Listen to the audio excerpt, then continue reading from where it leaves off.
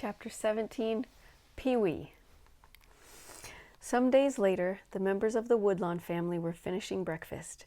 Caddie, Tom, and Warren, at one side of the table, were buzzing and tittering over some project for the day. Now that school was over, their days were full of delight. Today, they were talking of going to Chimney Bluffs.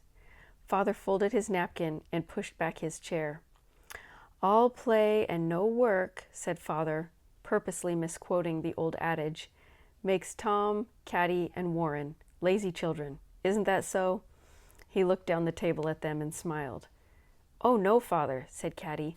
"We've been very industrious." "The results of their industry," said Mrs. Woodlawn dryly, "being dirty faces, holes in their stockings, and three-cornered rents in trousers and petticoats." "Well," said Father, "suppose I put them to work. I'm going to give you 3 children the far field to plow, the one next to the woods. You may hitch Betsy to the plow and take turns at it if you wish. Take as long as you like, but I'll expect your task well done." "All by ourselves? Without Robert? That'll be bully. We can go to Chimney Bluff some other day," cried the 3 adventurers, and away they dashed for Betsy and the plow. Indian John's dog barked and ran with them. It was almost as good as having Nero. The first few furrows were great fun. Sometimes in the past they had turned up Indian arrowheads in plowing the far field, but nothing so fortunate happened today, and plowing gets very monotonous after a while. It was a sparkling spring day, with a blue sky and a warm sun. The silver birches in the wood had begun to glow with a faint aura of budding green, and the willows at the edge of the river were turning yellow. Overhead flew a phoebe bird, crying, "Pee-wee! Pee-wee!" "Let's take turns with the plow," said Tom. "All 3 of us don't have to go around every time. It takes only one to guide the plow. Let one guide the plow twice around the field, while the other 2 sit in the fence corner and tell stories." "Hurrah!" yelled Warren. "I speak to be first to sit in the fence corner." "All right," said Tom. "I'll take Betsy around first, while you and Caddie sit. I'll be thinking up a story." "You spoke to be first to sit," said Caddie to Warren. "I speak to be the one to sit when Tom tells his story." "Oh, that's no fair. Tom's got to tell it to me, too." "All right," said Tom again. "I'll tell it twice, but first I've got to make it up." He flapped the reins over Betsy's back, caught the handles of the plow, and started his first furrow. Caddie and Warren settled down in a sunny corner of the zigzag rail fence to think up stories. They usually retold Robert Ireton's lusty Irish tales, or some old favorites from the tattered volume of Andersen's fairy tales.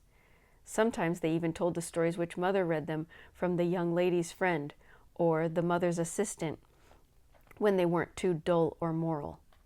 But Tom made up his stories. That's why Tom's stories were always in demand. Tom's stories had the virtue of novelty, and they were full of wild and bloody action. That they, too, were a sort of compound of Ireton and Andersen did not occur to the children, who knew few stories, except those in the Bible and the school reader. "Have you thought it up yet?" cried Warren and Caddie, as Tom came around at the end of his first furrow. "Pee-wee! Pee-wee!" called the phoebe bird overhead. Betsy would have stopped, but Tom slapped the reins over her back and swung into his second furrow.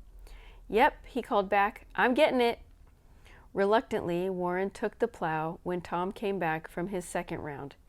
Caddie and John's dog cuddled close to Tom as he sat down. The spring air was a little keen for sitting long in comfort. Here's a picture of the 2 sitting while the one plows. And the dog, and the phoebe bird.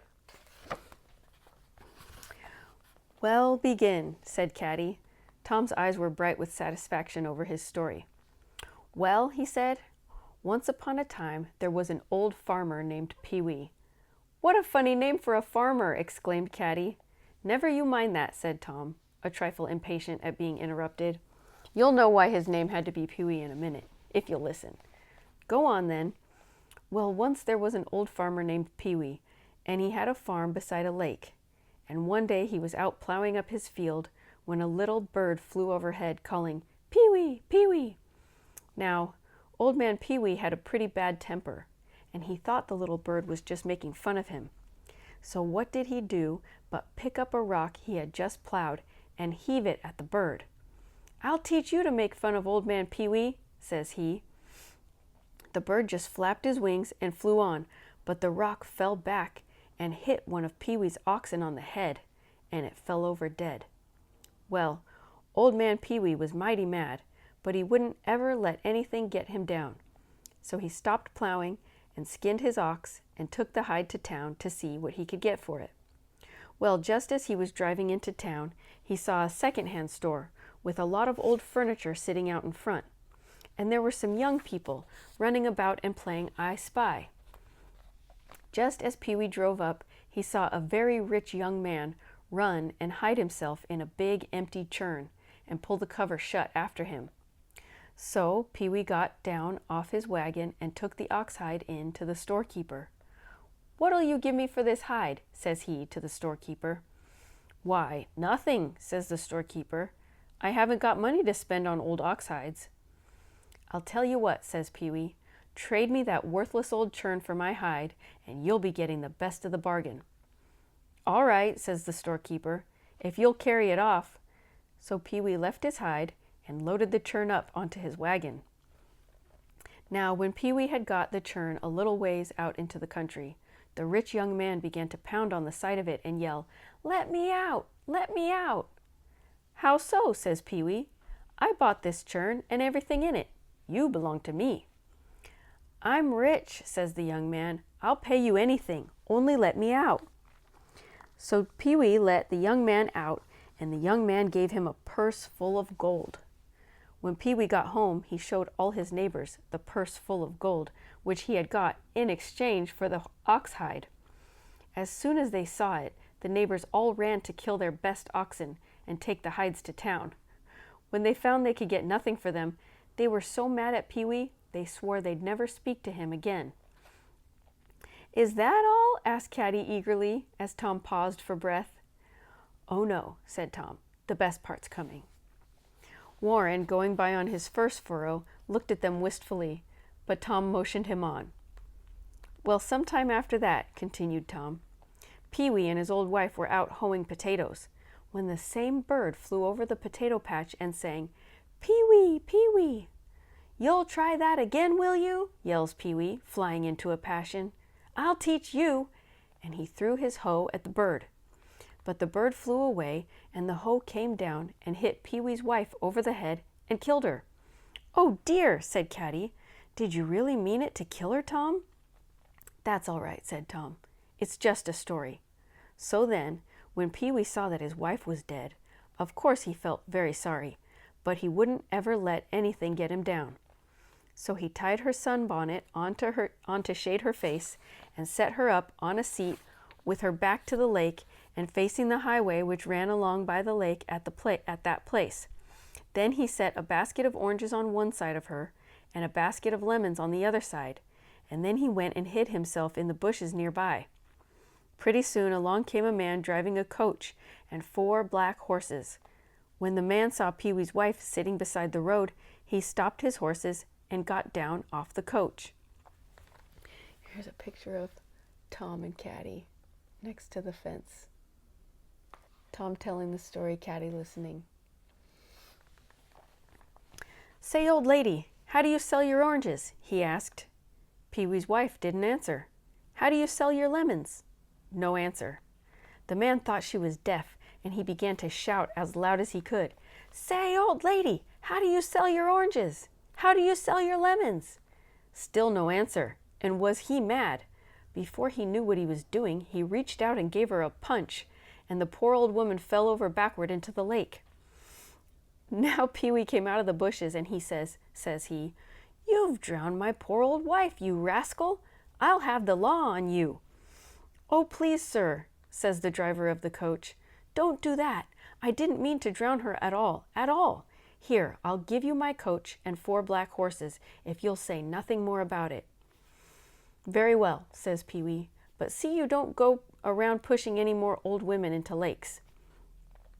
Well, Pee-wee's neighbors had said they'd never speak to him again, but when they saw him driving a fine coach and 4 prancing black horses, they couldn't help coming to ask him about them.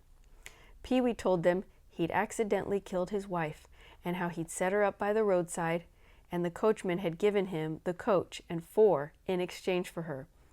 So all of the farmers knocked their old wives on the head and set them up by the road to wait for a coach. "Good land, Tom!" cried Caddie. "They'd never do that." "Say, who's telling this story anyway?" demanded Tom irritably. "Well, go on." "Of course the coach didn't come along," continued Tom, "and the other farmers were good and mad, as you may well believe." "I should think so," said Caddie. They began to plot how they could get rid of Pee-wee. So they came to his farm one day and got him and put him in a big hogshead barrel. They headed it up with Pee-wee inside, and they trundled it down to the lake where they meant to drown him. Now, on the edge of the lake, there was a tavern like the one down to Dunville, and before they drowned Pee-wee, the farmers decided they'd go in and get a drink to celebrate getting rid of him. So in they went, leaving Pee-wee in the hogshead on the edge of the lake. "Let me out! Let me out!" shouts Pee-wee, pounding his fists on the side of the hogshead. Now just at this time, along comes an old shepherd, driving his flock of sheep. He was old, and he had come a long way, and he was mighty tired of life. So he asked Pee-wee what was the matter, and when Pee-wee told him, he says, "I'll change places with you, Pee-wee. I'm old, I am, and mighty tired of life." So he took the head off the barrel and let Pee-wee out, and he got in himself. Well, Pee-wee headed up the hogshead and went off, driving all the sheep before him to his own farm. Pretty soon out came the other farmers, feeling pretty gay. "Goodbye, Pee-wee," says they. "Good riddance to bad rubbish." And they up and pushed the hogshead into the lake.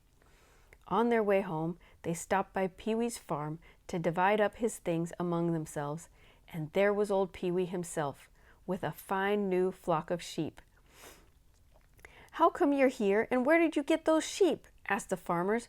"We thought you were at the bottom of the lake." "So I was," says Pee-wee. "You put me there yourselves, didn't you? But 'tis a grand place at the bottom of the lake, and full of sheep. I took only the smallest part for myself. There's flocks and flocks left for the rest of you." "Do tell," says the rest of the farmers, and they were all so greedy that they ran and jumped in the lake to get flocks of sheep. Of course, they never came back again, and Pee-wee was lord and master of all their lands and cattle, and that's the end. Caddie heaved a deep sigh. "That's a good story, Tom," she said admiringly. "Only I hope he didn't live happily ever afterward." "Well, sometimes he used to have nightmares," conceded Tom. "My turn now," said Warren, coming up from the second round. Caddie set her hands to the handles of the plow and chirped to Betsy. As she went away down the field, she heard Tom beginning. "Once upon a time there was an old farmer named Pee-wee." How many times she was to hear it again, for that became the Woodlawn children's favorite story. Many years later, Caddie herself, laughing and protesting, had to tell it over and over to begging children and grandchildren.